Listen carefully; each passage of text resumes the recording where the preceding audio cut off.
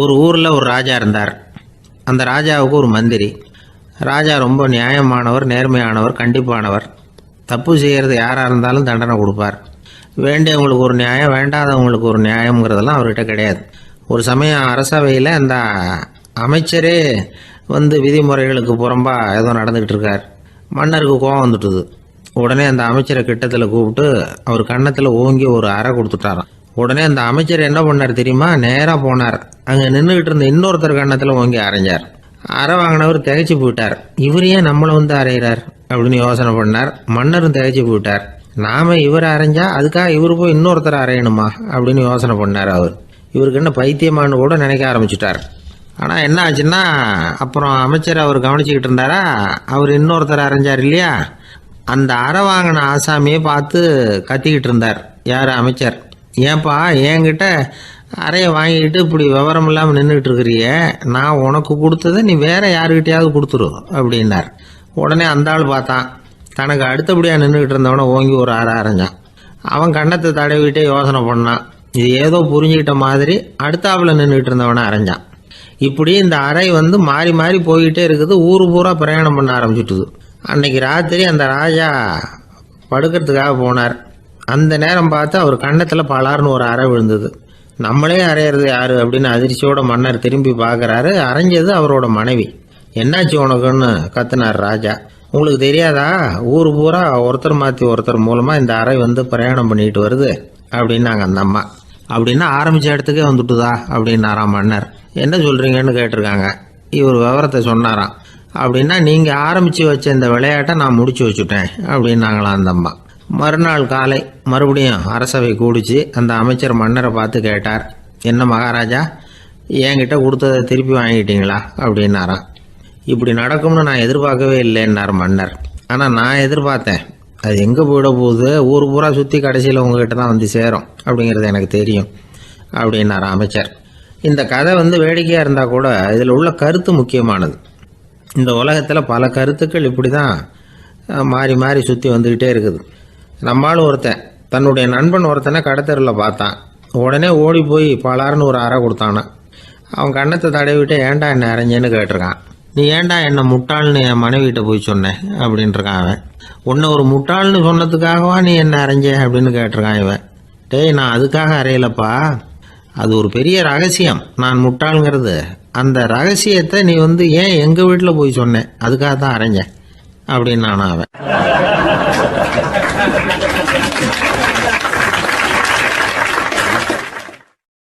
ஒரு ஊரில் ஒரு ராஜா இருந்தார். அவர் ஒரு பூனை வளர்த்தார். ரொம்ப செல்லமாக அவர் அந்த பூனையை வளர்த்தார். அவர் என்ன பண்ணுவார் தெரியுமா? இரவு நேரத்தில் அந்த பூனையோட தலையில் ஒரு விளக்கை வச்சுருவார். அந்த பூனை ரொம்ப ஜாக்கிரதையாக அந்த விளக்கு கீழே விழுந்துடாமல் பார்த்துக்கும். தலையை ஆட்டாமல் ரொம்ப நிதானமாக ராஜா பின்னாடி நடந்து போய்கிட்டே இருக்கும். அந்த விளக்கு வெளிச்சத்தில் எல்லா வேலைகளையும் செஞ்சுருவார். கையில் ஒரு விளக்கை தனியாக எடுத்துகிட்டு போக வேண்டிய அவசியமே இல்லை. விளக்கை தூக்கிட்டு போகிற வேலையை அந்த பூனை பார்த்துக்கும். அதனால் ராஜாவுக்கு அந்த பூனை மேலே ரொம்ப பிரியம். மந்திரிகளையெல்லாம் கூப்பிட்டு அவங்கக்கிட்ட சொல்லுவார், பார்த்தீங்களா இந்த பூனை எவ்வளவு விசுவாசமாக நடக்குது, என் பேரில் எவ்வளவு மரியாதை பார்த்தீங்களா அதுக்கு அப்படிம்பார். இதை கேட்டுவிட்டு அங்கிருந்த அமைச்சர்களில் ஒருத்தர் சொன்னார், மன்னா நீங்கள் சொல்கிறது சரிதான், இருந்தாலும் இந்த பூனையோட விசுவாசத்தை நாம் கொஞ்சம் சோதித்து பார்க்க வேண்டியிருக்கு அப்படின்னாராம். சரி, உங்கள் ஆசையை ஏன் கெடுக்கணும், நல்லா சோதித்து பாருங்கள் அப்படின்னு சொல்லிவிட்டார் ராஜா. உடனே அந்த அமைச்சர் என்ன பண்ணார் தெரியுமா? எங்கேயோ புறப்பட்டு போனார். ஒரு 5-6 எலிகளை பிடிச்சிட்டு வந்தார். அரண்மனையில் ராஜா ஏதோ வேலை பார்த்துக்கிட்டு இருக்கிறாரு. பக்கத்தில் அந்த பூனை ரொம்ப பணிவாக நின்றுக்கிட்டு இருக்குது. அது தலையில் விளக்கு எரிஞ்சிக்கிட்டு இருக்கு.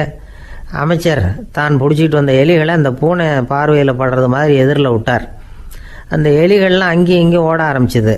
அதை பார்த்தது பூனை. அவ்வளவுதான். தலையில் இருக்கிற விளக்கை பற்றியும் கவலைப்படலை, ராஜாவை பற்றியும் கவலைப்படலை. ஒரே பாய்ச்சலாக பாஞ்சு எலிகளை துரத்த ஆரம்பிச்சுட்டுது. தலையில் இருந்த விளக்கு எங்கேயோ போய் விழுந்தது, அணைஞ்சு போச்சு. இருட்டில் ராஜா தடுமாற ஆரம்பிச்சுட்டார். இந்த சமயத்தில் அந்த அமைச்சர் மறுபடியும் விளக்கை ஏற்றினார். வெளிச்சம் வந்தது. அதுக்கப்புறம் அந்த அமைச்சர் பேசினார், அரசே, பூனையோட விசுவாசத்தை பார்த்தீங்களா? எலி அது கண்ணில் படுற வரைக்கும் தான் விசுவாசமாக இருந்தது. அது மாதிரி எலியை பார்த்ததும் எல்லாத்தையும் விட்டுட்டு அதை துரத்த ஆரம்பிச்சுட்டு பார்த்தீங்களா? தான் அந்த பூனையை பற்றி நினச்சது தப்புங்கிறது அதுக்கப்புறம் தான் அந்த ராஜாவுக்கு புரிஞ்சுதான். சரி, இப்போ எதுக்கு இந்த கதையெல்லாம் அப்படிங்கிறீங்களா? இந்த பூனை மாதிரி தான் நம்ம மனசும். மனசை எவ்வளவு தான் பயிற்சி கொடுத்து பக்குவமாக வச்சுருந்தாலும் பார்க்குறதுக்கு பரமசாது மாதிரி தான் இருக்கும். பார்க்க வேண்டியதை பார்த்துட்டுதுன்னா பாஞ்சிரும். இந்த பூனை மாதிரி புலன் இன்ப பொருள்கள் கிட்டாத வரைக்கும் மனம் அடங்கி இருக்கிறது மாதிரி தான் தெரியும். கொஞ்சம் வாய்ப்பு கிடைச்சாலும் அது குதிக்க ஆரம்பிச்சிடும், தப்பு பண்ண ஆரம்பிச்சிடும். பெரிய பெரிய முனிவர்கள் வாழ்க்கையில் நடந்த வீழ்ச்சி இதை தான் நிரூபிக்குது. புலன்களின் ஆற்றல் அதிகம், அதனால் மனக்கட்டுப்பாடு பயிற்சிகளில் ரொம்ப எச்சரிக்கையாக இருக்கணுங்கிறார் சுவாமி சிவானந்தர். மது பழக்கத்தையே விட்டுவிட்டேன்னு உறுதியாக இருப்பான். கடை கண்ணில் பட்டுவிட்டதுன்னா கால் அவனை கேட்காமலே இழுத்துக்கிட்டு உள்ளே போயிடும். இதுதான் மனசுங்கிறது. அதுதான் அந்த ராஜா வளர்த்த பூனை. நம்மால் ஒருத்தன் அந்த ராஜா பூனை தலையில் விளக்க வச்சது மாதிரி இவன் தன்னுடைய தலையிலேயே ஒரு விளக்கை ஏற்றி வச்சுக்கிட்டு என்னத்தையோ தேட ஆரம்பித்தான். தேடிக்கிட்டு இருக்கிறான். தலையை ஆட்டாமல் நிதானமாக நடந்து ரொம்ப நேரமாக தேடிட்டு இருக்கிறான். அந்த சமயம் அங்கே வந்த ஒருத்தர் என்னத்தை தேடுறீங்கன்னு கேட்டார். அதுதான் மறந்து போச்சு அப்படின்னு இழுத்தான். சரி, கொஞ்சம் இப்படி உட்காருங்க, ஞாபகம் வந்ததும் தேட ஆரம்பிக்கலாம் அப்படின்னார் அவர். இவன் கொஞ்ச நேரம் உட்காந்து யோசித்தான். அப்புறம் திடீர்னு எழுந்திரிச்சான். ஞாபகம் வந்துட்டுதுன்னா. என்னன்னு கேட்டார். எங்கள் வீட்டில் இருந்த விளக்கை எங்கே வச்சேன்னு தெரியல, அதை தான் தேடிக்கிட்டு இருக்கிறேன், ஏற்றி வைக்கலாம்னு பார்க்குறேன் அப்படின்னா.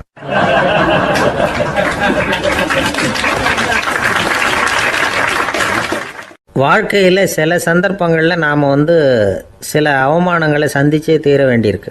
என்ன பண்ணுறது, காலம் அப்படி. அவமானப்படுறவங்க உடனே அடங்கி போய்டுறது தான் உலக வழக்கம். அவமானப்பட்டால் உடனே சீறி எழறவங்களும் உண்டு.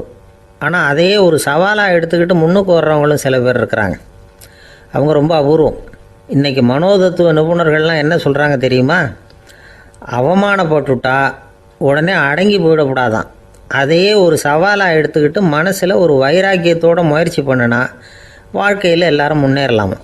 அவமானங்கிறத நாம் வைராக்கியமாக மாற்றிக்கணும். அதுதான் வெற்றிக்கு வழி. ராமர் இந்த பூமியில் பிறந்ததே ஒரு வைராக்கியத்தினால தான் சார் அப்படின்னார் ஒருத்தர். எப்படிங்க அது அப்படின்னு கேட்டேன். அவர் சொன்னார், தசரதருக்கு ராமர் குழந்தையாக பிறக்கணும், அப்போ தான் இங்கே இருக்கிற கஷ்டங்கள்லாம் நீங்கும் அப்படின்னு சர்வ லோகமும் எதிர்பார்த்துக்கிட்டு இருக்குது. ஆனால் அவர் எப்போ பிறப்பார் அப்படின்னு யாருக்கும் தெரியல. அந்த காரியம் சீக்கிரம் நடக்கணுமே, அதுக்கு என்ன பண்ணுறது? நாரதர் வந்தார் ஒரு நாள் தசரதரை தேடி. தசரதா, உனக்கு ஒரு செய்தி தெரியுமான்னு ஆரம்பித்தார். அவர் எப்பவும் இப்படித்தானே ஆரம்பிக்கிறது வழக்கம். என்ன விஷயம்னு கேட்டார் தசரதர். தசரதா, நீ அடிக்கடி உன்னோட தேரில் ஏறிக்கிட்டு தேவலோகத்துக்கு போகிற, அங்கே போகிற வர்ற எல்லாம் பண்ணிகிட்ருக்க, எல்லாம் சரி. தேவலோகத்துலேயும் உன்னை நல்லபடியாக தான் வரவேற்கிறாங்க. தேவேந்திரன் உன்னை பிரியமாக அழைச்சிட்டு போய் தன்னுடைய அரியாசனத்திலேயே தனக்கு பக்கத்திலேயே உட்கார வைக்கிறான். நீயும் சந்தோஷமாக உட்காந்து பேசிவிட்டு வந்துடுற. ஆனால் நீ இங்கே வந்ததுக்கு அப்புறம் அங்கே என்ன நடக்குது தெரியுமா உனக்கு அப்படின்னாரான் நாரதர். என்ன நடக்குது எனக்கு ஒன்றும் தெரியலையே அப்படின்னாரான் தசரதர். நாரதர்கிட்ட கிட்டத்தில் கேட்டிருக்கார், கொஞ்சம் சொல்லுங்கள் என்னது அப்படின்னு. அவர் நெருங்கி வந்தாரான் நாரதரும். மெதுவாக அவர் காதோட காதாக சொன்னாராம். அதாவது நம்ம பாஷையில் சொல்லப்போனால் பற்ற வைக்கிறார்.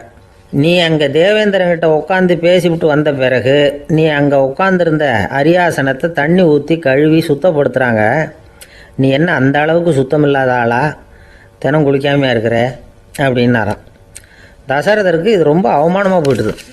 அப்படியே செய்கிறாங்க அப்படின்னாராம். ஆமாம், நீ வேணும்னா நான் சொல்கிறது உண்மையாக இல்லையா அப்படின்னு சோதனை பண்ணி பார்த்துக்கோ அப்படின்னாரான் நாரதர். உடனே தசரதர் இதுக்காகவே புறப்பட்டு தேவலோகம் போனார். அங்கே வழக்கம் போலவே இவரை கூப்பிட்டு உட்கார வச்சு பேசிக்கிட்டு இருந்தான் தேவேந்திரன். கொஞ்ச நேரம் பேசிக்கிட்டு இருந்துட்டு சரி நான் கிளம்புறேன்னு புறப்பட்டார். சரி, அவனும் வாசல் வரைக்கும் வழி அனுப்பி வச்சுட்டு உள்ளே போயிட்டான். தசரதர் வெளியில் கொஞ்சம் நேரம் மறைஞ்சி இருந்துட்டு மெதுவாக உள்ளே எட்டி பார்த்தார் என்ன நடக்குதுன்னு. நாரதர் சொன்னது உண்மைதான். தசரதர் உட்காந்துருந்த ஆசனத்தை அங்கே 2 தேவர்கள் கழுவி சுத்தப்படுத்திக்கிட்டு இருக்கிறாங்க. தசரதரால் இதை தாங்கிக்க முடியல. அவருக்கு ரொம்ப அவமானமாக போச்சு. நேராக கிடுகிடுன்னு தேவேந்திரங்கிட்டே போனார். நான் உட்காந்துருந்த இருக்கையே சுத்தம் பண்ணுறியே, நான் என்ன அந்த அளவுக்கு பாவியா அப்படின்னு கேட்டார். ரொம்ப கோபமாக கேட்டார். தசரதரே, மனுஷனுக்கு 3 கடன்கள் உண்டு. தேவ கடன், ரிஷி கடன், பித்ரு கடன். இதை தீர்க்காதவன் பாவியாகிறான். இதில் மகனை பெறுவதால் தான் பித்ரு கடன் தீரும். உனக்கு மகன் கிடையாது, அதனால் நீ பாவி ஆகிற. பாவி உட்காந்துருந்த இடம்ங்கிறதுனால அதை சுத்தம் செய்ய வேண்டியது எங்கள் கடமை அப்படின்னு நானும் தேவேந்திரன். இந்த இடத்துல தசரதருக்கு ஏற்பட்ட அவமானம் ஒரு வைராக்கியமாக மாறிச்சு. தேவேந்திரனே கேட்டுக்கோ, ஒரு மகனை பெற்ற பிறகு தான் இந்த சபையில் மறுபடியும் அடி எடுத்து வைப்பேன் அப்படின்னு சொல்லிவிட்டு போயிட்டாராம். போய் புத்திர காமேஷ் யாகம் பண்ணார், புத்திரர்கள் பிறந்தார்கள். இந்த கதையில் உள்ள கருத்து என்னென்னா, தேவேந்திரன் தசரதரை அப்படி அவமானப்படுத்தலைன்னா அவருக்கு இப்படி ஒரு வைராக்கியம் பிறந்திருக்குமா? யோசிச்சு பார்க்கணும். நமக்கு ஏற்படுகிற சில அவமானங்களையும் வைராக்கியமாக மாற்றிக்குவோம். அப்படி மாற்றிக்கிட்டோம்னா வாழ்க்கையில் முன்னேறலாம். நம்ம ஆளுங்க சில பேர் அவமானத்தை வைராக்கியமாக மாற்றிக்கிறது எப்படி தெரியுமா? நம்மக்கிட்ட ஒரு பையன் சொன்னான், எங்கள் அப்பா என்னை எல்லாருக்கும் முன்னாடி வச்சு திட்டிவிட்டார், பொறுப்பு இல்லாமல் ஊர் சுற்றுறேன்னு சொல்லி அவமானப்படுத்தி விட்டார். இனிமேல் நீ என் முகத்திலேயே முழிக்காதரா போடான்னு வேற சொல்லிவிட்டார். எனக்கு ரோஷம் வந்துட்டுது. அந்த அவமானத்தை வைராக்கியமாக மாற்றிக்கிட்டேன். அன்னையிலேருந்து அவர் முகத்திலேயே முழிக்கிறது இல்லை அப்படின்னா. அப்படியான்னு கேட்டோம். ஆமாங்க, அவர் வீட்டில் இல்லாத நேரமாக பார்த்து உள்ளே சமையல் கட்டுக்கு போய் சாப்பிட்டுட்டு நைஸாக வெளியில் வந்துடுவேன் அப்படிங்கிறான் அவன்.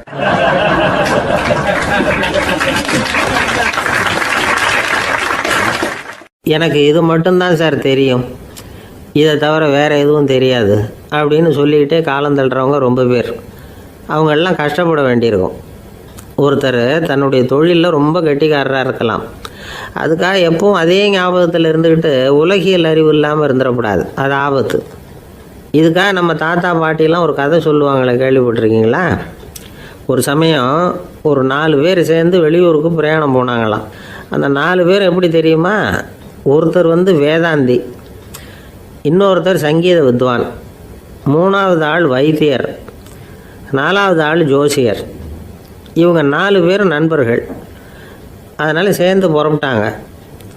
வழியில் ஒரு ஊரில் தங்கினாங்க. இருட்டி போச்சு. அதனால் இன்றைக்கி ராத்திரி இங்கேயே தங்கி இருந்துட்டு நாளைக்கு புறப்படலாம் அப்படின்னு தீர்மானம் பண்ணாங்க. சாப்பாட்டுக்கு என்ன பண்ணுறது?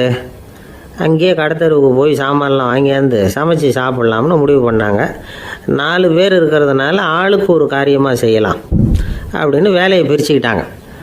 வைத்தியர் கறிகாய் வாங்க போனார், வேதாந்தி எண்ணெய் வாங்க போனார், ஜோசியர் பலசரக்கு வாங்க போனார், சங்கீத வித்வானுக்கு சமைக்கிற வேலை. எல்லாம் சரி. ஆனால் நடந்தது என்ன தெரியுமா? கடைத்தெருவுக்கு காய்கறி வாங்க போனார்ல வைத்தியர், அங்கே போய் மார்க்கெட்டில் பார்த்தார். ஒவ்வொரு கறிகாயாக எடுத்து பார்த்தார். இது பித்தம், உடம்புக்கு ஒத்துக்காது, இது வாயு, உடம்பு ஒத்துக்காது அப்படின்னு ஒவ்வொன்றா தள்ளினார். கடைசியில் ஒன்றுமே தேரல, வெறுங்கையோடு திரும்பி வந்துக்கிட்டு இருக்கிறார்.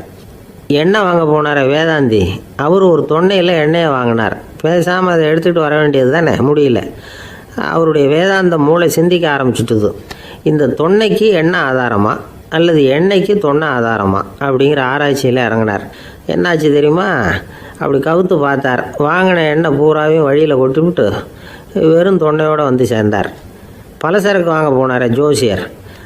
அவர் ஒரு வழியில் பார்த்தாரு. வழியில் வந்தவங்களெல்லாம் அங்கங்கே ஒரு மரத்தடியில் உட்கார வச்சு அவங்களுக்கெல்லாம் ஆர்வம் சொல்ல ஆரம்பிச்சிட்டார். அப்படி ஒவ்வொருத்தராக சொல்லி முடிச்சுட்டு கடத்தருக்கு போய் சேர்ந்தார். இவர் அங்கே போய் சேர்றதுக்குள்ளே ரொம்ப நேரம் ஆகிட்டுது. கடையெல்லாம் பூட்டி விட்டு போயிட்டாங்க. என்ன செய்கிறது? அவரும் வெறுங்கையோடு திரும்பி சேர்ந்தார். சரி, இவங்க கதை தான் இப்படி ஆச்சு. அங்கே சமைக்கிறதுக்காக உட்காந்துருந்தார் சங்கீத வித்வான். அவர் கதை என்னாச்சு தெரியுமா? அங்கே அவர் அடுப்பை பற்ற வச்சு ஒலையை கொதிக்க வச்சார். அதாவது ஒரு பானையில் தண்ணியை ஊற்றி அடுப்பில் வச்சார். அது கொதிக்க ஆரம்பிச்சிது. தண்ணி கொதிக்கிற சத்தம் இருக்குதுல்ல, அது இவருக்கு தாளம் போடுறது மாதிரி இருந்தது. ஒரே குஷி, பாட ஆரம்பிச்சிட்டார். பாடிக்கிட்டே உற்சாகமாக கையில் இருந்த கரண்டியால் அந்த பானையில் தட்டினார், தாளம் போடுறதா நினச்சிக்கிட்டு. அவ்வளவுதான், பானை பட்டுன்னு உடஞ்சி போச்சு. தலையில் கையை வச்சுக்கிட்டு அவரும் உட்காந்துட்டார். எந்த தொழில் தெரிஞ்சாலும் சரி, அதை புத்திசாலித்தனமாக பயன்படுத்த தெரியலன்னா ஆபத்து தான். அதுக்காக தான் இந்த கதை. ஒரு பஸ்ஸு டிரைவர் ரொம்ப கெட்டிக்காரரு. பஸ்ஸை ரொம்ப திறமையாக ஆபத்து இல்லாமல் ஓட்டினதுக்காக பரிசுலாம் வாங்கினவர். அவரே ஒரு படகு ஓட்டுறதுக்காக அழைச்சிட்டு போயிருக்கிறாங்க, மோட்டார் படகு. அதையும் ரொம்ப திறமையாக தான் ஓட்டிகிட்டு போயிருக்கிறாரு. நடுக்கடலில் போனதும் படகு நின்று போச்சு. மோட்டாரில் ஏதோ கோளாறு. என்ன செய்யலாம் அப்படின்னு அந்த டிரைவரை கேட்டிருக்கிறாங்க படகுல இருந்தவங்கெல்லாம். அப்போ அவர் சொன்னாராம், கவலைப்படாதீங்க, ஒன்றும் பிரச்சனை இல்லை, எல்லாரும் கொஞ்சம் கீழே இறங்கி பின்னாடி தள்ளுங்க, மோட்டார் ஸ்டார்ட் ஆகிடும் அப்படின்னாராம்.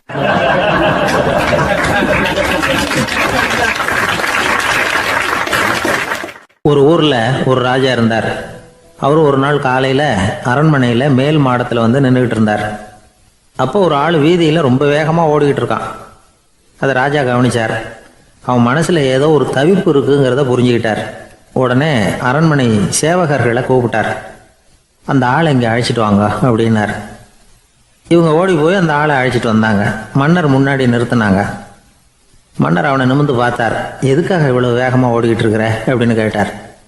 இதுக்கு அவன் சொன்னான், மன்னா, நம்ம கோட்டையின் வடக்கு வாசல் இருக்கு இல்லையா, அது ஓரமாக ஒரு பெரிய பாறாங்கல் கிடக்கு.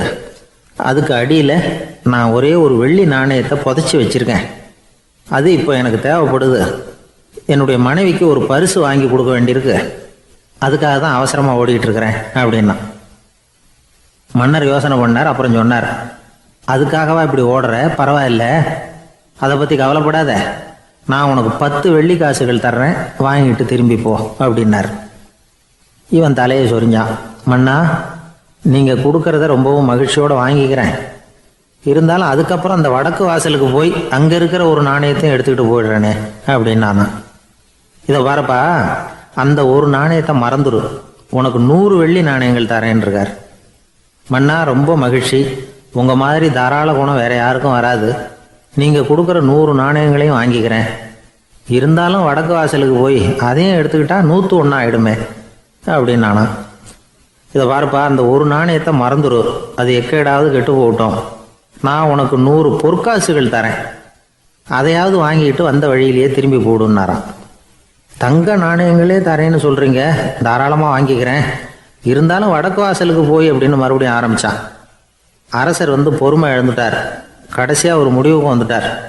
இதை பாருப்பா, உனக்கு என்னுடைய ராஜ்யத்திலேயே பாதியை கொடுத்துட்றேன், அப்படியாவது திருப்தியாக திரும்பி போ அப்படின்னாராம். மன்னா, உங்களுடைய பெருந்தன்மைக்கு ஈடு இணையே கிடையாது. தேசத்திலேயே பாதி பிரித்து கொடுக்குறேன்னு சொல்கிறீங்க. அதனால் உங்ககிட்ட ஒரு சின்ன வேண்டுகோள் அப்படின்னானா. சொல்லுன்னாராம் மன்னர் ஆர்வமாக. இவன் மெதுவாக ஆரம்பித்தான். அப்படி இந்த ராஜ்யத்தை 2ஆக பிரிக்கிறப்போ அந்த வடக்கு வாசல் இருக்கிற பக்கத்தை என்கிட்டயே கொடுத்துருங்கோ அப்படின்னானா. மன்னர் அசந்து போயிட்டார். இந்த கதை எதுக்காகன்னு கேட்டால், மனம்ங்கிறது ஒரு குரங்குங்கிறத புரிஞ்சுக்கிறதுக்காகத்தான். உன்னை பிடிச்சிக்கிட்டா லேசில் விடாது. அப்படிப்பட்ட மனசை அறிவு தான் வழி நடத்தணும். அதில் தான் வாழ்க்கையின் வெற்றி அடங்கியிருக்குது. ஒரு சின்ன பையன் தெருவில் அழுதுகிட்டு இருந்தான். ஏன்பா அழுவுறேன்னு ஒரு பெரியவர் கேட்டார். 1 ரூபா காசை இங்கே தொலைச்சுட்டேன் அப்படின்னா. சரி, அதுக்காக அழாத, அதுக்கு பதிலாக 10 ரூபா தரேன், இந்தா வச்சுக்கோன்னு கொடுத்தாரு. அந்த 10 ரூபாயை வாங்கி சட்டப்பையில் போட்டுக்கிட்டு அதை விட அதிகமாக சத்தம் போட்டு அழ ஆரம்பிச்சுட்டான். மறுபடியும் ஏன்டா அழறேன்னு கேட்டார் பெரியவர். அந்த 1 ரூபாயும் கிடச்சிட்டுதுன்னா இப்போ என்கிட்ட 11 ரூபா இருக்குமே, இப்போ 10 ரூபா தானே இருக்குது அப்படின்னு சொல்லிவிட்டு அழறான்.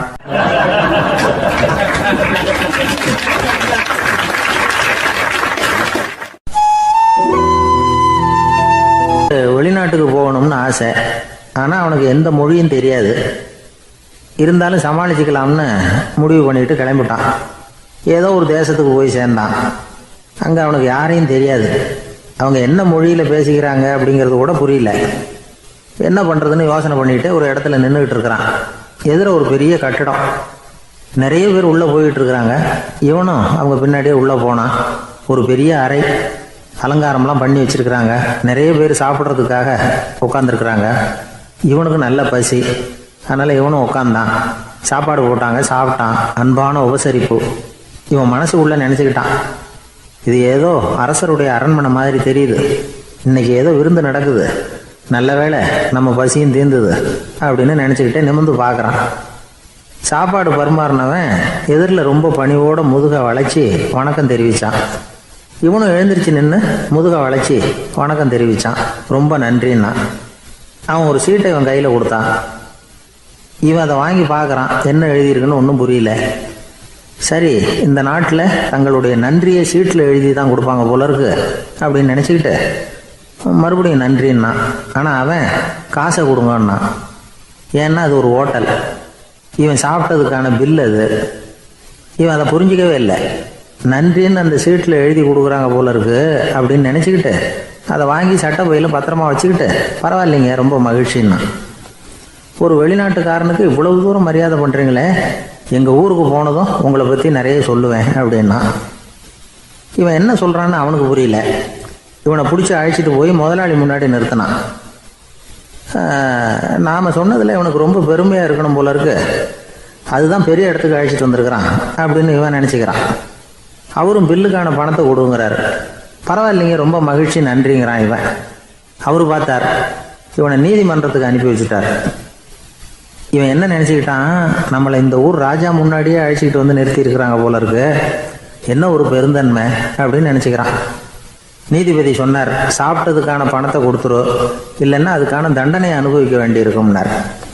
ராஜாவே நமக்கு நன்றி சொல்கிறாரு போல இருக்கு அப்படின்னு நினச்சிக்கிறான் இவன். என் மகிழ்ச்சிக்கு எல்லையே இல்லைங்க அப்படின்னா. அவர் பார்த்தார், இவனுக்கு தண்டனை கொடுக்க வேண்டியது தான் அப்படின்னு முடிவு பண்ணார். உடனே தீர்ப்பு எழுதினார்.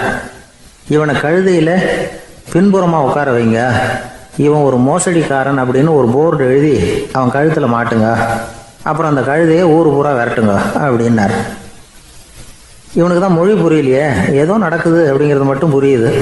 எல்லாரும் சேர்ந்து இவனை ஒரு கழுதை மேலே உட்கார வச்சாங்க. ஓஹோ, நம்மளை பாராட்டி ஒரு ஊர்வலம் நடத்துகிறாங்க போல இருக்கு அப்படின்னு நினச்சிக்கிறான் இவன். எல்லாரும் சத்தம் போட்டுக்கிட்டு கையை தட்டிக்கிட்டு கழுதை பின்னாடி ஓடி வர்றாங்க. இவனுக்கு ரொம்ப உற்சாகமாக இருக்குது. எல்லாருக்கும் கை கூப்பி வணக்கம் சொல்லிக்கிட்டே போகிறான். கூட்டத்தில் திடீர்னு ஒரு தெரிஞ்ச முகம் தெரியுது. அவனுடைய தேசத்தை சேர்ந்த ஒரு ஆள் அவன். அவனை பார்த்ததும் இவனுக்கு ரொம்ப உற்சாகம். நம்ம ஊருக்கு போனதும் இங்கே நமக்கு கிடைச்ச மரியாதையெல்லாம் உண்மைதான்னு சொல்கிறதுக்கு ஒரு சாட்சியும் கிடைச்சிட்டுது அப்படின்னு நினச்சிக்கிறான். அவனை பார்த்து கத்தனான், நல்லா பார்த்துக்க, இந்த ஊர் மக்கள் எனக்கு எப்படிப்பட்ட வரவேற்பு கொடுக்குறாங்கங்கிறத நல்லா கவனிச்சுக்கோ அப்படிங்கிறான். அவனுக்கு அவமானமாக போயிட்டுது. தலையை குனிஞ்சிக்கிட்டே நழுவி போயிட்டான். இவன் பார்த்தான், அவன் தலை தெரியல. ஆகா, அவனுக்கு நம்ம மேலே பொறாமை போல இருக்கு, அதனால தான் காணாமல் போயிட்டான் அப்படின்னு நினச்சிக்கிறான். இப்படி ஒரு வேடிக்கை கதையை பெரியவங்க சொல்கிறது உண்டு. கதை வேடிக்கையாக இருந்தாலும் இதில் உள்ள கருத்து என்ன தெரியுமா? அந்த கழுதை மேலே உட்காந்துருக்கிறானே, அது மாதிரி தான் நாமளும் அகங்காரங்கிற கழுதை மேலே உட்காந்துக்கிட்டு இருக்கோமா. நாமளும் கிட்டத்தட்ட அதே மாதிரி பிரம்மையில் தான் இருக்கிறோமா. என்ன நடக்குதுங்கிறதே புரியறதில்ல. அகங்காரத்தில் பேசுகிறவனுக்கும் சித்த சுவாதீனம் இல்லாமல் பேசுகிறவனுக்கும் அதிக வித்தியாசம் இருக்கிறதில்ல. அது மாதிரி ஒருத்தன் தன்னுடைய வீட்டை சுற்றி சேற்றை வாரி அரைச்சிக்கிட்டு இருந்தானா. அந்த வழியாக வந்த ஒரு பெரியவர் அதை பார்த்துருக்கார். என்னப்பா பண்ணிகிட்டு இருக்கிற அப்படின்னு கேட்டாராம். கழுதைகளை விரட்டிக்கிட்டு இருக்கிறேன் அப்படின்னானா. இங்கே கழுதைகளே காணுமே அப்படின்னாரான் அவர். அதுதான் ஏற்கனவே விரட்டி விட்டனே அப்படின்னானா இவன்.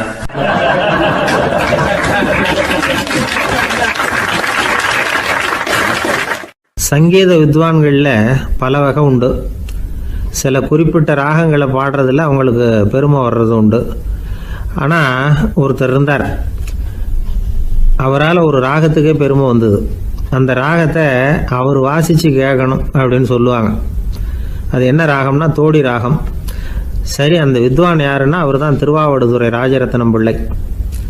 பேராசிரியர் கல்கி ஒரு சமயம் தம்முடைய பத்திரிகையில் எழுதினாராம். அதை அப்படியே படிக்கிறேன் கேளுங்களேன். ஆகா, ஸ்ரீ ராஜரத்னம் பிள்ளையின் தோடி ஆலாபனையை முதலில் கேட்டபோது அவருடைய கற்பனையை விட்டு தள்ளுங்கள். நம்முடைய மனதில் என்னென்ன இன்பமயமான கற்பனைகள் எல்லாம் உதித்தன. குழந்தை தாயிடம் கொஞ்சம் குரலை கேட்டோம், அன்னை குழந்தையிடம் கொஞ்சம் குரலை கேட்டோம், ரதியும் மன்மதனும் பேசிக்கொண்ட காதல் மொழிகளை கேட்டோம், முருகன் சிவபெருமான் செவிகுளிர மொழிந்த உபதேசத்தை கேட்டோம், கலைமகள் கவிஞனுக்கு அருளிய ஆசி மொழிகளை கேட்டோம், நாரத முனிவருடைய தம்பூரா சுருதியை கேட்டோம், ராவணன் தன் எலும்பை ஒடித்து வீணையாகச் செய்து வாசித்த கானத்தை கேட்டோம், கானப்பறவைகளின் கலகல ஒலியை கேட்டோம், கோலக்குயில்களின் குரல் இனிமையை கேட்டோம். இப்படிலாம் பேராசிரியர் கல்கி விமர்சனம் எழுதியிருக்கிறார்.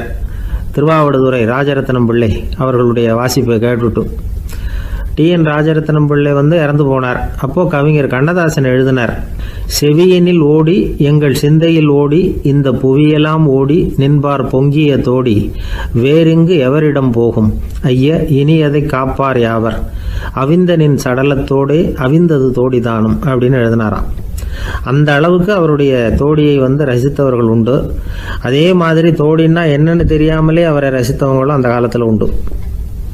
அதாவது ஒரு பெரிய சபையில் இவர் வாசிச்சுக்கிட்டு இருக்கிறார். பாதியில் ஒரு பெரிய மனுஷன் உள்ளே வந்தார்.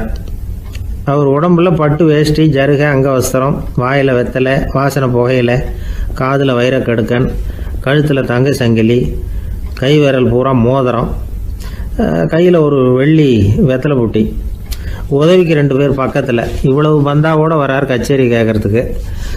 இப்படி வந்தவர் முதல் வரிசையில் வந்து உட்காந்தார். வித்வான் வாசித்து முடித்ததும் இவர் அவரை பார்த்து, ஐயா, நீங்கள் தோடி வாசிக்கிறதுல ரொம்ப கெட்டிக்காரர்னு கேள்விப்பட்டிருக்கேன், அதை கேட்கறதுக்காக தான் மெனக்கிட்டு வந்திருக்கிறேன், அதை வாசிங்களேன் அப்படின்னாராம் இந்த பெரியவர். ராஜரத்னம் பிள்ளைக்கு ஒன்றும் புரியல. ஏன்னா இது வரைக்கும் அவர் வாசிச்சுக்கிட்டு இருந்ததே அந்த தோடி ராகத்தை தான். அதை வாசித்து முடித்ததும் அதை வாசிங்களேன்னு இவர் கேட்குறார். அப்படின்னா இவரோட ஞானம் எப்படிப்பட்டது? இவ்வளவும் கேட்டுட்டு இப்படி கேட்குறாரே அப்படின்னு அவர் யோசிச்சிருக்கிறார் ராஜரத்னம் பிள்ளை. உடனே என்ன பண்ணார் தெரியுமா? பக்கத்தில் ரொம்ப சாதுவாக சுருதி போட்டுக்கிட்டு இருந்த ஒரு முதுகில் ஓங்கி ஒரு குத்து விட்டாராம்.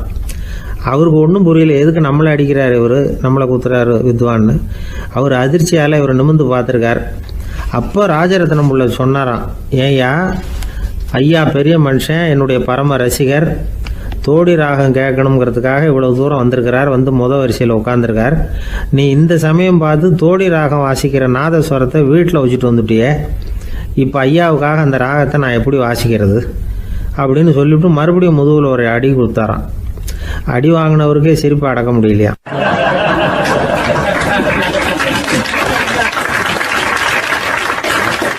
இமயமலை அடிவாரத்தில் ஒரு மடம். அங்கே ஒரு சன்னியாசி இருந்தார். அவர்கிட்ட ஒருத்தர் வந்தார். சுவாமி, ஆசையை உதற நினைக்கிறேன், முடியல, ஒட்டிக்கிட்டே வருது அப்படின்னாராம். இப்படி உட்கார, ஒரு கதை சொல்கிறேன் அப்படின்னு சொல்லி அவர் சொல்ல ஆரம்பித்தாராம். அவர் சொன்ன கதை என்னென்னா, ஒரு ஊரில் ஒரு ஆள் இருந்தான். அவன் பேர் குப்புசாமி. அவங்ககிட்ட எப்பவும் ஒரு பழைய தொப்பி இருக்கும், விடவே மாட்டான். அதனால் அவனை எல்லோரும் தொப்பி சாமி அப்படின்னு தான் கூப்பிடுறது வழக்கம். ஒரு புது தொப்பி வாங்கிக்கப்படாதாப்பா அப்படின்னு நண்பர்கள்லாம் சொல்லி பார்த்தாங்க. பணத்துக்கு எங்கே போவேன் அப்படின்னு விட்டானா. பணம் வச்சுருக்கான், செலவு பண்ண மனசு வரல, மகா கஞ்சன். பழைய பாட்டில்கள்லாம் வாங்கி விற்றுக்கிட்டு இருந்தான். அப்படி ஒரு தடவை பழைய கண்ணாடி சாமான்களை ஏலத்தில் எடுத்தப்போ அதில் ஒரு அருமையான சென்ட்டு பாட்டில் கிடச்சிது. உடனே ஒரு ஐடியா பண்ணான். அந்த சென்ட்டை வந்து சின்ன சின்ன பாட்டில்களில் அடைச்சி ஜன்னல் ஓரமாக அடுக்கி வச்சுட்டான். அதை விற்றா நிறைய பணம் கிடைக்குமே, அதனால். இதுக்கு இடையில் ஒரு நாள் அவன் வந்து அப்படியே உட்காந்துருந்தான். அந்த நேரம் நண்பன் வந்தான். ஏண்டா, உன் பழைய தொப்பியை மாற்றப்படாதா, ஊரில் எல்லோரும் கேலி பேசுகிறாங்களே ஒன்று தொப்பி சாமின்னு அப்படின்னு சொல்லி கேட்டிருக்கான். இந்த சென்ட்டு பாட்டில் விற்றதும் பணம் வரும், அதுக்கப்புறம் பார்க்கலாம் அப்படின்னு நானா இவன். சரி வா, நீச்சல் குளத்துக்கு போயிட்டு வருவோம் அப்படின்னு கூப்பிட்ருக்கான் நண்பன். 2 பேரும் போனாங்க. அதே நேரம் அந்த ஊர் நீதிபதியும் அங்கே குளிக்க வந்தாராம். அவர்கிட்ட இருந்தது விலை வசந்த ஒரு புது தொப்பி. அதை அங்கே இருந்த ஸ்டாண்டில் மாட்டிவிட்டு குளிக்க போனார். இதுக்கிடையில் குப்புசாமி குளிச்சுட்டு வந்தான். அவனுடைய பழைய தொப்பியை காணலை. அந்த புது தொப்பியை பார்த்தா இது நண்பனுடைய வேலை தான் அப்படிங்கிறதாக புரிஞ்சுக்கிட்டு அதை எடுத்து மாட்டிகிட்டு வந்துட்டான். நீதிபதி குளிச்சுட்டு வந்து பார்க்குறாரு, தொப்பியை காணும். போலீஸில் புகார் கொடுத்தார். அவங்க வந்து தேடினாங்க. ஒரு மூலையில் பழைய தொப்பி கிடச்சிது. அடடா, இது நம்ம குப்புசாமியோட தொப்பி இல்லையா அப்படின்னு நானா ஒருத்தன். உடனே அவன் வீட்டுக்கு தேடிட்டு போயிருக்காங்க. அங்கே போய் பார்த்தா புது தொப்பி அங்கே இருக்குது. உடனே அவனுக்கு 1000 ரூபா அபராதம் போட்டாங்களாம். அவன் பணத்தை கட்டிவிட்டு ரொம்ப எரிச்சலோடு வீட்டுக்கு வந்தான். பழைய தொப்பி கண்ணில் பட்டது. மறுபடியும், உன்னால் தானே எனக்கு 1000 ரூபா நஷ்டம் அப்படின்னு சொல்லி அதை எடுத்துக்கிட்டு அப்படி போயிருக்கான். அந்த ஊர் குளத்தில் வீசி எரிஞ்சிட்டு வந்துட்டான். அது மீன் பிடிக்கிற ஒருத்தன் கையில் சிக்கிச்சு. அவன் வர்ற வழியில் அதை எடுத்து வேகமாக வீசி எறிஞ்சான். அது நேராக குப்புசாமி வீட்டு ஜன்னல் வழியாக உள்ளே வந்து இந்த சென்ட்டு பாட்டில்கள் மேலே விழுந்து எல்லாம் உடஞ்சி நொறுங்கி போச்சு. குப்புசாமி பார்த்தான். தோட்டத்தில் ஆழமாக ஒரு குழியை வெட்டினான். அந்த தொப்பியை போட்டான், மூடிவிட்டான். இதை அடுத்த வீட்டுக்காரன் பார்த்தான். ஏதோ புதையல் தான் வச்சுருக்கான் போல இருக்குன்னு நினச்சான். போலீஸில் போய் புகார் கொடுத்துட்டான். மறுபடியும் போலீஸ் குழியை தோண்டினாங்க. பழைய தொப்பி மறுபடியும் வெளியில் வந்தது. எல்லோரும் சிரிக்கிறாங்க. அன்னைக்கு ராத்திரியே அந்த தொப்பியை எடுத்துக்கிட்டு நேராக புறப்பட்டான். ஒரு கல்லில் அதை சேர்த்து கட்டி குடிநீர் தொட்டி இருக்கும்ல, அதில் போட்டுட்டு வந்துட்டான். இனிமேல் என்ன பண்ணும் பார்ப்போன்னு. ஒரு நாள் திடீர்னு குழாயெல்லாம் அடைப்பட்டு போச்சு. மாநகராட்சி அலுவலர்கள் வந்து என்னன்னு பார்த்தா அந்த பழைய தொப்பி குழாயை அடைச்சிக்கிட்டு இருக்குது. இது குப்புசாமியோட தொப்பிங்கிறது தான் எல்லாருக்கும் தெரியுமே. உடனே குடிநீரை வந்து பாழாக்கணத்துக்காக குப்புசாமிக்கு கோர்ட்டு 2500 ரூபா அபராதம் போட்டுவிட்டுது. அதையும் கட்டிவிட்டு வெளில வந்தான். கடைசியாக முடிவு பண்ணான். ஒரு நெருப்பு குச்சியை கிழிச்சான். தொப்பியை கொளுத்தினான். எரிஞ்சுது. எடுத்து வெளில எரிஞ்சான். கொஞ்ச நேரத்தில் தீ அணைப்பு படம் வந்துட்டுது. ஆமாம், இவன் எடுத்து எரிஞ்சது வெளியில் விழுந்து வீட்டு ஊரையே பற்றிக்கிட்டு எரிய ஆரம்பிச்சுட்டுது. அவனோட பணத்தாசையும் அதோடு சேர்ந்து எரிஞ்சு போச்சான். இப்படி ஒரு கதை. இந்த கதையை சொல்லி முடித்தார் அந்த இமயமலை அடிவாரத்தில் இருந்த சன்னியாசி. இப்போ அந்த குப்புசாமி எங்கே இருக்கிறான்னு கேட்டார் எதிரில் இருந்தவர். இதோ உன் எதிரிலே இருக்கிறான், நான் தான் அந்த குப்புசாமி அப்படின்னாரான் அந்த சன்னியாசி. அந்த குப்புசாமி கிட்ட இருந்தது மாதிரி ஒரு பழைய தொப்பி நம்ம ஒவ்வொருத்தர்கிட்டையும் உண்டு. அதை எப்படி தொலைக்கிறதுன்னு தெரியாமல் தடுமாறிக்கிட்டு இருக்கிறோம். அது என்ன தொப்பிங்கிறீங்களா? அதுதான் நம்மை சூழ்ந்திருக்கிற மாயை அப்படிங்கிறார் சுவாமி சின்மயானந்தர். மெய்ஞானம் கிடைக்கிறப்போ மாயை எரிஞ்சு போகும் அப்படிங்கிறது அவருடைய கருத்து. நம்மால் ஒருத்தர் வேகமாக ஓடி வந்தார். காலில் மாட்டியிருந்த பழைய செருப்பு ரெண்டையும் ஆவேசமாக தூக்கி ஒரு கிணத்துல போட்டுட்டு வெறுங்காலோடு நடந்து வந்துக்கிட்டு இருக்கிறார். ஏன் அப்படி பண்ணீங்க அப்படின்னு கேட்டோம். அந்த செருப்புக்கு சொந்தக்காரன் பின்னாடி வந்துக்கிட்டு இருக்கிறான், அதனால் அப்படி பண்ணேன் அப்படிங்கிறார் இவர்.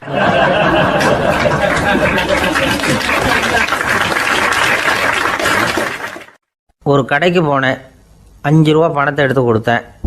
ஒரு தினசரி பத்திரிகையை கேட்டேன்.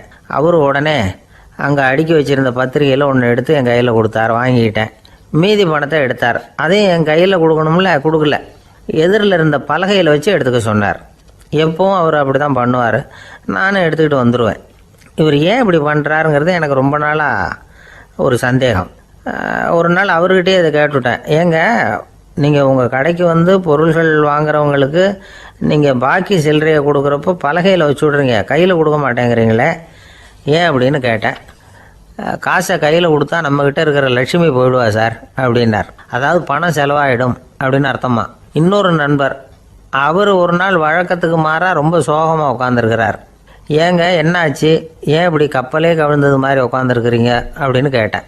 கப்பலே கவிழ்ந்திருந்தா கூட நான் இப்படி கவலைப்பட மாட்டேன் சார், வேற ஒன்று நடந்து போச்சுன்னார். என்னன்னு கேட்டேன். என் உச்சந்தலையில் பல்லி ஒன்று விழுந்துட்டுதுன்னார். அதுக்காகவா இப்படி அப்படின்னு ஆச்சரியப்பட்டேன். ஆமாங்க, பல்லி உச்சந்தலையில் விழுந்தால் பலன் என்னன்னு பஞ்சாங்கத்தில் பார்த்தேன், மரணம்னு போட்டிருக்கு அப்படின்னு சொல்லிவிட்டு அவர் தொடர்ந்து கவலைப்பட ஆரம்பிச்சிட்டார். இப்படியும் ஒருத்தர், என் கூட வேலை பார்க்குற ஒருத்தர் எப்படி தெரியுமா, தினமும் வலது காலை வச்சு தான் ஆஃபீஸுக்கு உள்ளே நுழைவார். என்னைக்காவது தவறுதலாக இடது காலை வச்சு உள்ளே வந்துட்டார்னா அன்னைக்கு பூரா மனசு சங்கடப்படுவார். எந்த வேலையும் சரியாக ஓடாது. கேரம் போர்டு ஆடுற ஒருத்தர் எப்போ ஆட உட்காந்தாலும் ஸ்ட்ரைக்கரை கை தவறி கீழே விழுற மாதிரி பண்ணி அதுக்கப்புறம் அதை எடுத்துக்கிட்டு ஆட உட்காருவார். ஏன்னா எப்போது ஒரு தடவை நிஜமாகவே அது கை தவறி கீழே விழுந்திருக்குது. அன்னைக்கு பிரமாதமாக ஜெயிச்சுட்டார். உடனே ஒரு முடிவுக்கு வந்துட்டார், கை தவறுனா லாபம் அப்படின்னு. அதுக்கப்புறம் அதையே பழக்கமாக்கிக்கிட்டார். பூனை குறுக்க போனால் சகுனம் சரியில்லைன்னு நினைக்கிறவங்க உண்டு. ஆனால் ஒருத்தர் எப்படி தெரியுமா, அவர் வெளியில் கிளம்புற சமயம் பக்கத்து வீட்டு ரேடியோவில் மியாவ் மியாவ் பூனை குட்டின்னு பாட்டு சத்தம் கேட்டால் கூட போதும், சகுனம் சரியில்லைன்னு பிரயாணத்தை கேன்சல் பண்ணிவிடுவார். இப்போ இவ்வளவும் எதுக்கு சொல்கிறோம்னா, அளவுக்கு மீறின சகுன நம்பிக்கைகள் இருக்குது பாருங்கள், இதோட பயமும் சேர்ந்துக்கிட்டதுன்னு வச்சுக்கோங்க, இது ஒருத்தருடைய மனநிலையை பாதிச்சிடும். இது உளவியல் நிபுணர்கள் சொல்கிற கருத்து. வாழ்க்கையே தடுமாற வச்சிரும். பாதுகாப்பு இல்லாத உணர்வு, ஒரு விதமான டிப்ரெஷன் மனநிலை, இதெல்லாம் தான் இதுக்கு காரணமாக அமையலாம். சில பேர் காய்கறி நறுக்க கத்தியை கையில் எடுத்தால் கூட நேரம் சரியாக இருக்கா அப்படின்னு பார்த்துட்டு தான் வேலையை ஆரம்பிக்கிறது வழக்கம். அறிவு தான் மனசுக்கு வாத்தியாராக இருக்கணும், அப்போ தான் வாழ்க்கை நிம்மதியாக இருக்கும். அறிவு மனசு சொல்கிறபடியெல்லாம் கேட்க ஆரம்பிச்சுட்டுதுன்னா இடைஞ்சல் தான். ஒருத்தருக்கு 7ஆம் நம்பர் தான் ராசியான நம்பரான். 7ஆம் தேதி தான் எந்த காரியத்தையும் ஆரம்பிப்பாராம். 7 எழுத்து வர்றது மாதிரி பேரை மாற்றி வச்சுக்கிட்டார். 7 மணிக்கு தான் தினமும் எழுந்திருப்பார்.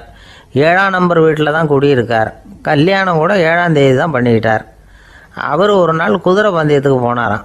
குதிரையோட பேரையெல்லாம் பார்த்தார். ஒரு குதிரையோட பேர் 7 எழுத்தில் அமைஞ்சிருந்தது. 7 தானே இவருக்கு அதிர்ஷ்ட நம்பர். அதனால் உடனே அது பேரில் பணத்தை கட்டினார். பந்தயம் நடந்தது. என்ன சார் ஆச்சுன்னு கேட்டாங்க. நான் பணம் கட்டின அந்த என்னோட குதிரை 7ஆவதாக சேர்ந்தது சார் அப்படின்னாராம் சோகமாக.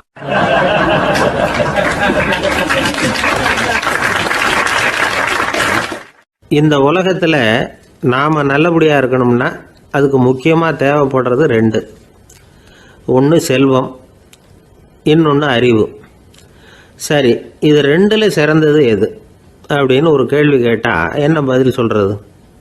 இதே கேள்வியை ஹஸ்ரத் அலி அவர்கள்கிட்ட கேட்டாங்களாம். அவர் ஒரு பெரிய அறிஞர். கேள்வி கேட்டவங்களும் சாதாரண ஆட்கள் இல்லை, இவங்களும் அறிஞர்கள். ஒரு நாள் ஹஸ்ரத் அலி அவர்கள்கிட்ட 10 அறிஞர்கள் வந்தாங்களாம். ஐயா, நாங்கள் 10 பேரும் உங்ககிட்ட ஒரே கேள்வியை தான் கேட்க வந்திருக்கிறோம். ஆனால் எங்கள் 10 பேருக்கும் நீங்கள் தனித்தனியாக பதில் சொல்ல முடியுமா அப்படின்னு கேட்டிருக்காங்க.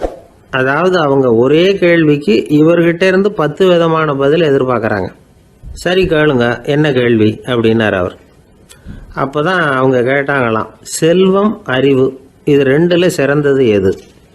இதுதான் கேள்வி. ஹஸ்ரத் அலி என்ன பண்ணார் தெரியுமா? அவங்கள ஒவ்வொருத்தராக கூப்பிட்டார். ஒவ்வொரு விதமான பதிலை சொல்லி அனுப்புனார். முதல்ல ஒருத்தரை கூப்பிட்டார், சொன்னார், அறிவுங்கிறது தீர்க்கதரிசிகள், ஞானிகள், மகான்கள் இவங்களோட பரம்பரை சொத்து. ஆனால் செல்வம்ங்கிறது கொடுங்கோலரின் ஆயுதம். அதனால் அறிவு தான் சிறந்தது அப்படின்னார். 2வது ஆளை கூப்பிட்டார். உங்ககிட்ட செல்வம் இருந்தால் நீங்கள் தான் அதை காப்பாற்றணும்.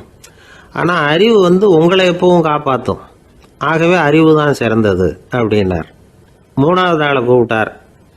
செல்வந்தனுக்கு எப்போதும் விரோதிகள் அதிகம், ஆனால் அறிஞனுக்கு நண்பர்கள் அதிகம். அதனால் அறிவு தான் சிறந்ததுன்னார். அடுத்தவரை கூப்பிட்டார்.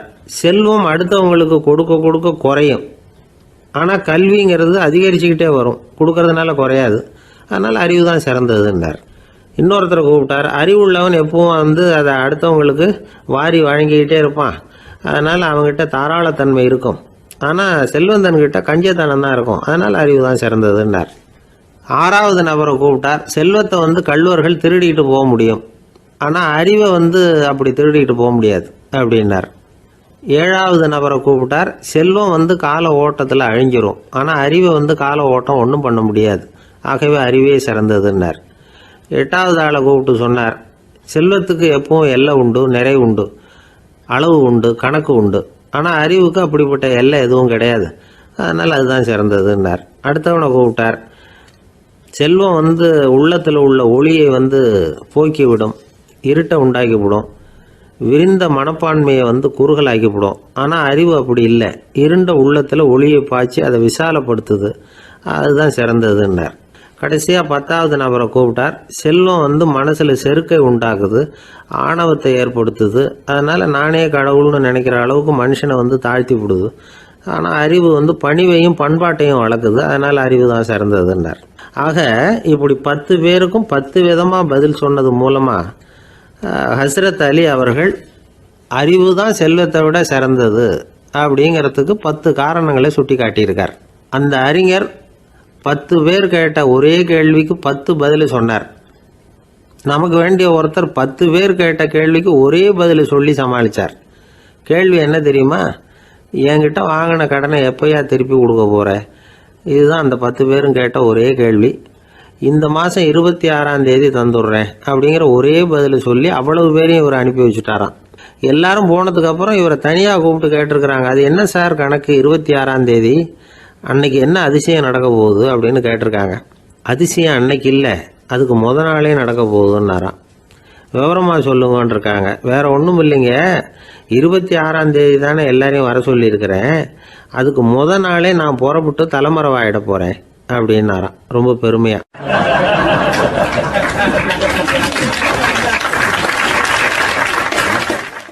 ஒரு இலக்கிய கூட்டம் ஏற்பாடு பண்ணியிருக்கிறோம், நீங்கள் அவசியம் அதில் பேசணும் அப்படின்னு கேட்டுக்கிட்டார் ஒருத்தர். வேணாங்க, 4 பேருக்கு முன்னாடி நிற்கிறதுனா எனக்கு ரொம்ப கூச்சமாக இருக்கும் அப்படின்னாரு இவர். ஏன் சார் இன்னமும் குழந்த மாதிரி கூச்சப்படுறீங்களே அப்படின்னார் அவர் ஒரு மாதிரியாக சமாளித்து அனுப்பி வச்சுட்டு அதுக்கப்புறம் அதை பற்றி இவர் யோசித்து பார்த்துருக்கார். சில நிபுணர்கள் எழுதியிருக்கிறத படித்தும் பார்த்துருக்கிறார்.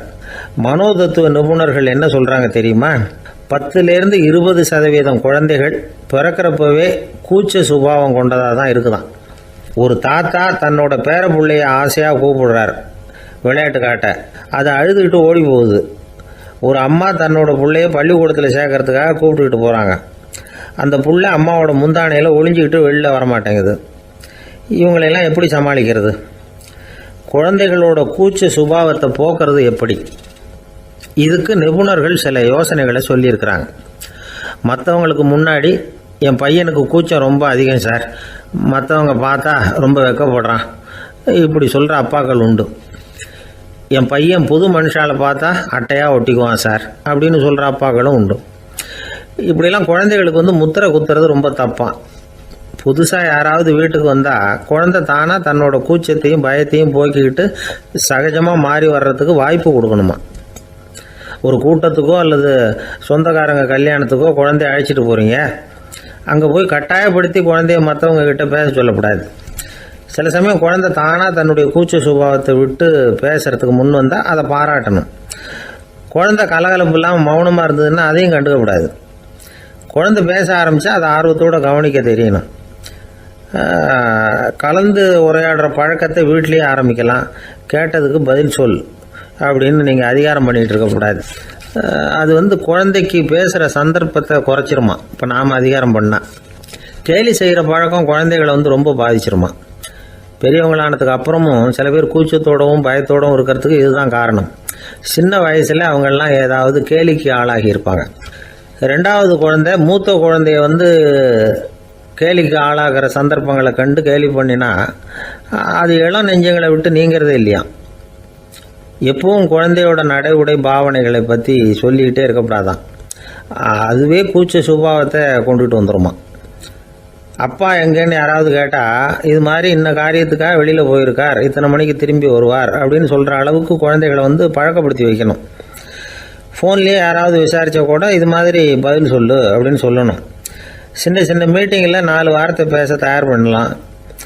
ஒரு கடையிலையோ அல்லது ஹோட்டல்லையோ ஏதாவது விவரம் கேட்கணும்னா உங்கள் குழந்தைய தைரியமாக அனுப்புங்க. குழந்தைகள் பணிவாகவும் பொறுமையாகவும் விவரம் கேட்குறப்போ கூச்ச சுபாவம் தானாக போயிடும்.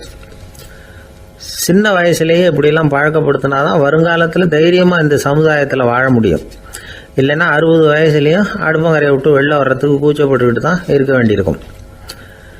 இந்த காலத்து பிள்ளைங்க எவ்வளவோ பரவாயில்ல, எதுக்கும் தயங்குறதில்ல, கூச்சப்படுறதில்ல. ஒரு அம்மா அடுப்பங்கரையிலேருந்து சத்தம் போட்டாங்க, டேய் ராமு, தயவு பண்ணி அந்த டிவியை நிறுத்துறா, அந்த பெண்ணோட குரல் மகா மோசம், அடுப்பங்கரையில் இருக்கிற என்னாலேயே அதை சகிச்சிக்க முடியல அப்படின்னாங்களாம்.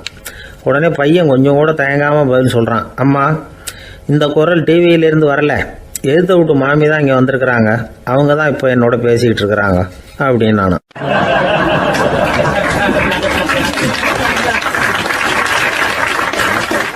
வங்க நாவலாசிரியர் சரத் சந்திரர் ஒரு நண்பர் அவர்கிட்ட வந்தார். வழக்கமாக எல்லா எழுத்தாளர்கள்கிட்டையும் கேட்குற ஒரு கேள்வியை கேட்டார். நீங்கள் எழுத்துத்துறைக்கு வந்தது எப்படி? இதுதான் கேள்வி. அதை தெரிஞ்சு என்ன பிரயோஜனம்னார் சரத் சந்திரர். சும்மா சொல்லுங்களேன், தெரிஞ்சுக்கிறேன் அப்படின்னார் வந்தவர். சரி சொல்கிறேன்னு ஆரம்பித்தார். நான் ரங்கூனில் வேலை பார்த்துக்கிட்டு இருந்தேன். சம்பளம் பத்தில், வேலையும் பார்த்துக்கிட்டு ஒரு பலசரக்கு கடை வைக்கலாம்னு நினச்சேன். என்னால் மளிகை கடை வச்சு சரியாக நடத்த முடியுமாங்கிற சந்தேகம் என் மனைவிக்கு. அதை சோதனை பண்ணி பார்க்கணுங்கிறதுக்காக சில பொருள்களின் அளவு, அதோட விலை, இப்படி சிலதை சொல்லி எல்லாத்தையும் மனக்கணக்காக கூட்டி போட சொன்னாங்க. என்னால் சரியாக கூட்டி சொல்ல முடியல.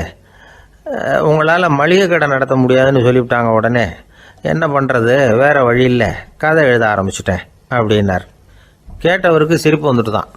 சரத் சந்திரர் ஒரு பக்கம் சீரியஸான நாவல்கள், சிறுகதைகள் எழுதியிருந்தாலும் அவருடைய இன்னொரு பக்கம் வேற விதம். நண்பர்கள்கிட்ட பேசும்பொழுதும் சரி, அவர்களுக்கு கடிதங்கள் எழுதும்போதும் சரி, கேலியும் கிண்டலும் நகைச்சுவை உணர்வும் அதிகமாக இருக்கும். காந்திஜி ஒரு சமயம் கல்கத்தாவுக்கு வந்திருந்தார். தேசபக்தர்கள் பல பேர் அவர்கிட்ட பேசிக்கிட்டு இருந்தாங்க. அப்போது சரத் சந்திரரும் அங்கே இருந்தார். கிரண் சங்கர் ராய் அப்படிங்கிறவரும் அங்கே இருந்தார். அவர் சொன்னாராம், காந்திஜியோட பழகிய முதல் வங்காளி நான் தான்.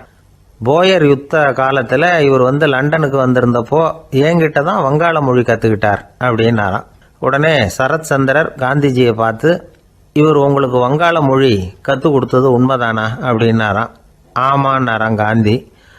அதனால தான் உங்களால் வங்காள மொழி கற்றுக்க முடியல அப்படின்னாராம். எல்லாரும் சிரிச்சாங்களாம்.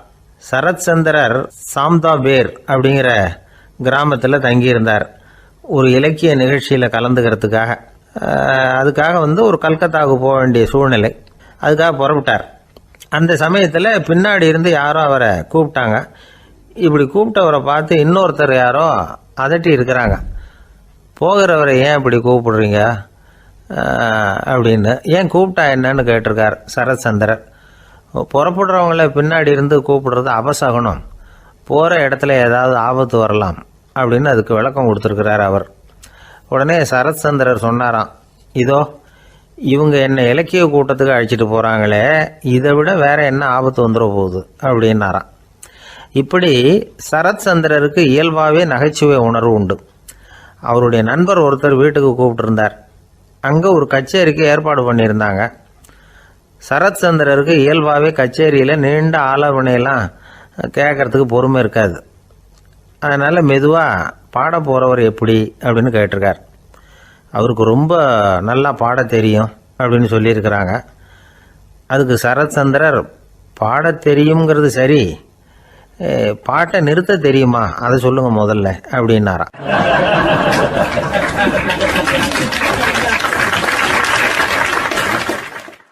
ஒரு பெரியவர் உட்கார்ந்துருக்கிறார். அவரை சுற்றி அவருடைய தோழர்கள் உட்கார்ந்துருக்கிறாங்க. ஏதோ ஒரு முக்கியமான செய்தியை அவர் அவங்களுக்கு சொல்லிகிட்டு இருக்கிறார். அவங்களும் ஆர்வமாக கேட்டுக்கிட்டு இருக்கிறாங்க. இந்த சமயத்தில் யாரோ ஒரு ஆள் வேகமாக அங்கே வர்றார். வர்ற வேகத்திலேயே எனக்கு ஏதாவது உதவி செய்யுங்க அப்படின்னு கேட்டுக்கிட்டே வர்றார். கேட்கறது உதவி, ஆனால் குரல் மிரட்டுறது மாதிரி இருக்குது, அதட்டி கேட்கறது மாதிரி இருக்குது. இதை கேட்டதும் அந்த பெரியவர் ஆத்திரப்படலை, ஆனால் அவரை சுற்றி இருந்தவங்க ஆத்திரப்பட்டாங்க. இதை பெரியவர் கவனித்தார். கொஞ்சம் அமைதியாக இருங்கன்னார். வந்தவரை கூப்பிட்டார். அவருக்கு சில பொருள்களை கொடுத்தார். என்னங்க இப்போ உங்களுக்கு மகிழ்ச்சி தானே அப்படின்னார். அப்படின்னு அலட்சியமாக அவர் சொல்கிறார். நான் உங்களை நல்ல முறையில் நடத்தினேன்னா அப்படின்னு கேட்குறாரு அவர் மறுபடியும். அதெல்லாம் ஒன்றும் இல்லை அப்படின்னு சொல்லி அவர் சொல்லிகிட்டு இருக்கிறாரு. குரலில் கடுமை குறையில. சுற்றி இருந்தவங்களால இதை பொறுத்துக்க முடியல. கோபத்தோடு அவரை நோக்கி நெருங்க ஆரம்பித்தாங்க. பெரியவர் அவங்களையெல்லாம் தடுத்து நிறுத்தினார். வந்தவரை வாங்க என்னோட அப்படின்னு சொல்லி அழைச்சிட்டு போனார். வீட்டுக்கு போனார். அங்கே போனதும் இன்னும் சில பொருள்களை எடுத்து அவர்கிட்ட கொடுத்தார். இப்போ திருப்தி தானே, நான் உங்ககிட்ட நல்ல முறையில் நடந்துக்கிட்டேனா அப்படின்னார். அவர் முகம் இப்போ தான் கொஞ்சம் மலர்ந்தது. ரொம்ப நன்றி, இறைவன் உங்கள் குடும்பத்துக்கு எல்லா நன்மைகளையும் செய்வான் அப்படின்னு சொன்னார். இதே வார்த்தைகளை என்னுடைய தோழர்கள்கிட்டே சொல்லிட்டீங்கன்னா அவங்க கோபம் தணிஞ்சிரும், வர முடியுமான்னார். கண்டிப்பாக வர்றேன் அப்படின்னாரு. மறுநாள் காலையில் அந்த இடத்துக்கு வந்தார். அதே மாதிரி சொல்லிவிட்டு அவர் போயிட்டார். தோழர்கள்லாம் ரொம்ப வியப்போடு பெரியவரை பார்த்தாங்க. அந்த பெரியவர் தான் நபிகள் நாயகம். அவர் சொன்னார், ஒருத்தன் ரொம்ப ஆசையாக ஒரு ஒட்டகத்தை வளர்த்துக்கிட்டு வந்தான். ஒரு நாள் அந்த ஒட்டகம் கயத்தை அறுத்துக்கிட்டு ஓடி போயிட்டுது. அக்கம் பக்கத்தில் இருக்கிறவங்கெல்லாம் அந்த ஒட்டகத்தை பிடிக்கிறதுக்கு முயற்சி பண்ணாங்க. அதை துரத்திக்கிட்டு ஓடினாங்க. ஒட்டகம் தாறுமாறாக ஓட ஆரம்பிச்சிது. இந்த சமயத்தில் ஒட்டகத்தை வளர்த்தவன் அங்கே ஓடி வந்தான். நீங்கள் அதை ஒன்றும் செய்ய வேணாம், விட்டுருங்க, அதோட சுபாவம் எனக்கு நல்லா தெரியும், அதை சுலபமாக என்னோட வழிக்கு கொண்டுகிட்டு வந்துட முடியும், நான் பார்த்துக்கிறேன், விட்டுருங்கோ அப்படின்னா. எல்லாரும் விலைக்கு போயிட்டாங்க. இவன் என்ன செஞ்சான் தெரியுமா?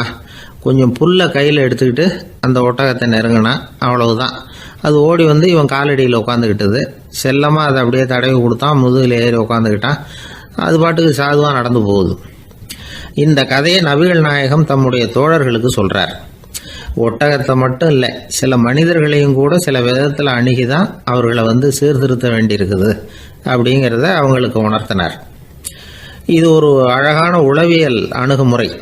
சில குடும்ப தலைவர்கள் கூட இந்த ஒட்டகம் மாதிரி நடந்துக்கிறது உண்டு, அப்புறம் அடங்கி போகிறதும் உண்டு.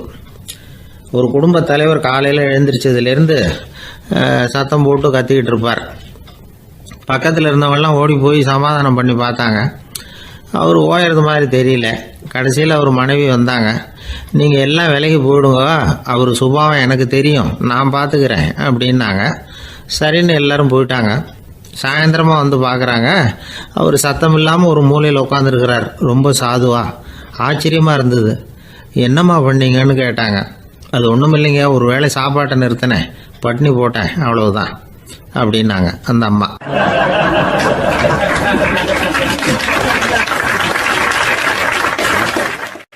அமெரிக்க ஜனாதிபதி ஆப்ரஹாம் லிங்கன் ஒரு நாள் தன்னோட கோச்சு வண்டியில் தலைநகரான வாஷிங்டனுக்கு போயிட்டு இருக்கிறார். கோச்சு வண்டி ஒரு சாலையில் போயிட்டு இருக்கு.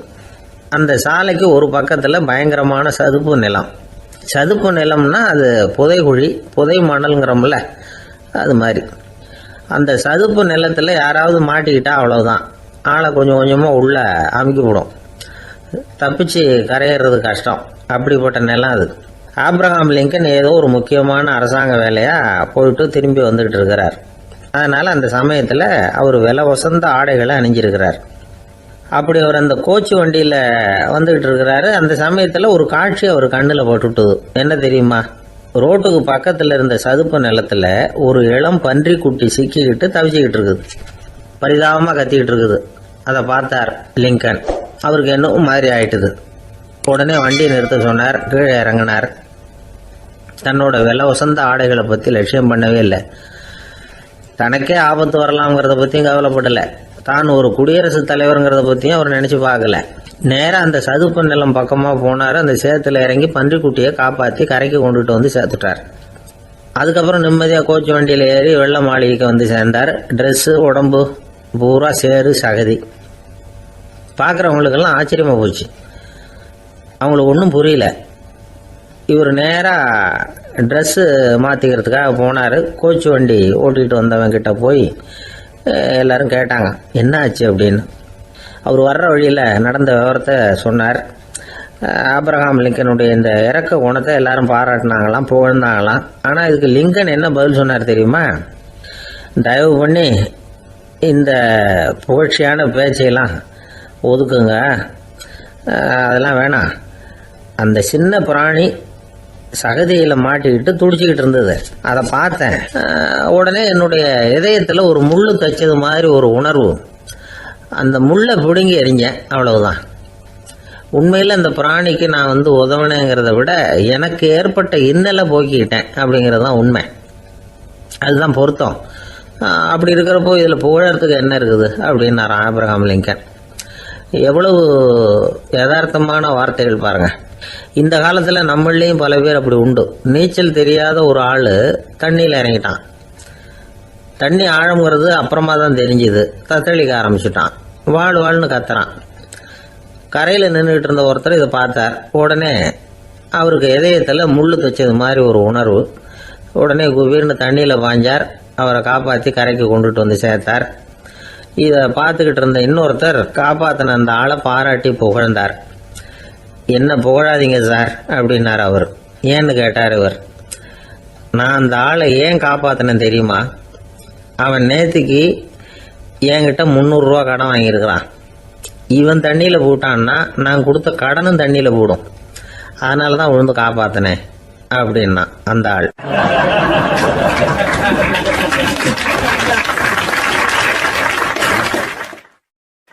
ஒருத்தர் இருக்கார். நல்ல உத்தியோகத்தில் தான் இருக்கிறார். ஆனால் எப்போ பார்த்தாலும் முகத்தை வெறுப்பாக வச்சிருப்பார். அப்படியே வருவார் போவார். ஏன் சார் இப்படி இருக்கிறீங்க அப்படின்னு விசாரித்தோம். ஏன்டா இந்த வேலைக்கு வந்தோம்னு இருக்கு சார் அப்படின்னார். உங்கள் வேலை உங்களுக்கு பிடிக்கலையா அப்படின்னு கேட்டோம். இல்லைன்னார். இப்படிப்பட்டவங்க வெற்றிகரமான வாழ்க்கை வாழ முடியாது. இது நிபுணர்கள் கருத்து. வேலையை நேசிக்க தெரிந்தவர்கள் வெற்றி பெறுவார்கள் அப்படிங்கிறாங்க அவங்க. எந்த துறையாக இருந்தாலும் சரி, அந்த துறையில் வெற்றிகரமாக இருக்கிறவங்கள விசாரித்து பாருங்கள். எனக்கு என்னுடைய வேலை ரொம்ப பிடிக்கும் அப்படின்னு சொல்கிறவங்களாக தான் இருப்பாங்க. அப்படி இருந்தால் தான் அது வெற்றிகரமாக இருக்க முடியுது அவங்களால. ஒருத்தனுக்கு பிடித்தமான பொழுதுபோக்கே அவனுடைய தொழிலாக இருந்துட்டுதுன்னா அவனை மாதிரி கொடுத்து வச்சவன் வேற யாரும் இல்லை அப்படிங்கிறார் பெர்னாட் ஷா. ஒரு தடவை மன்னர் ஹுமாயூன் உயிரை தண்ணீர் முண்டு ஊற்றுகிற தொழிலாளி ஒருத்தர் காப்பாற்றினாராம் அந்த ஹுமாயூன் உயிரை. உடனே மன்னர் கேட்டிருக்கார், உனக்கு என்ன வேணும்னாலும் கேளு தரேன், உயர் பதவி வேணுமா அப்படின்னு கேட்டாராம்.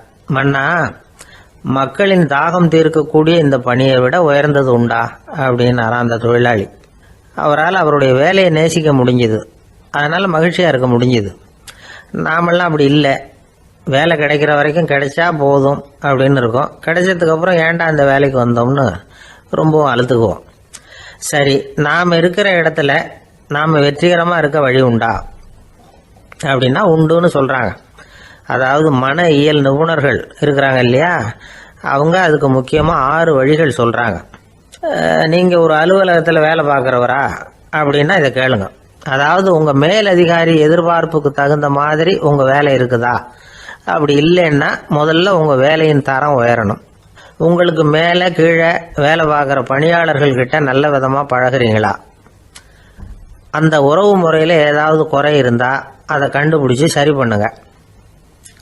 நம்பிக்கைக்கு உரியவர் அப்படின்னு நீங்கள் பேர் எடுக்கணும்.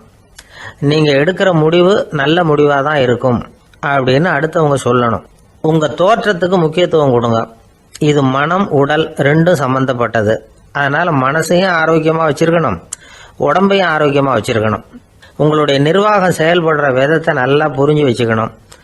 உங்களுடைய நிர்வாகம் இப்போ ஒரு காரியம் செய்யுதுன்னு வச்சுங்க, ஏன் அப்படி செய்யுது, எதுக்காக அப்படி செய்யுது, அதனுடைய குறிக்கோள் என்ன, அது நீடிக்கிறதுக்கு காரணம் என்ன, இதெல்லாம் தெரிஞ்சுக்கணும்.